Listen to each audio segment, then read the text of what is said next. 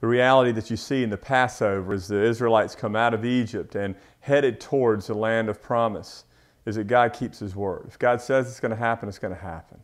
Another thing you see in these verses today is that God works the night shift. His eyes are always open. He's always watching over the hearts and lives of His people, and He's always in the process of keeping His promises. Look at Exodus 12, 40 through 42. It says this: "The time that the people of Israel lived in Egypt was 430 years, and at the end of 430 years, on that very day, all the hosts of the Lord went out from the land of Egypt. It was a night of watching by the Lord to bring them out of the land of Egypt. So the same night is a night of watching to be kept of the Lord by all the people of Israel throughout their generations." This was a special time, and it's still to be marked as a special day.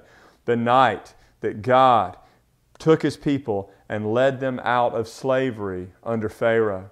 It was a night of both grace and wrath. Grace in that God kept His promises and drew the people out. Wrath in that those who disobeyed God, those that did not heed the Word of God, they faced the consequences of God. They faced the wrath of God. Throughout this you see that not only was God watching His people, but His people were called to be watching God.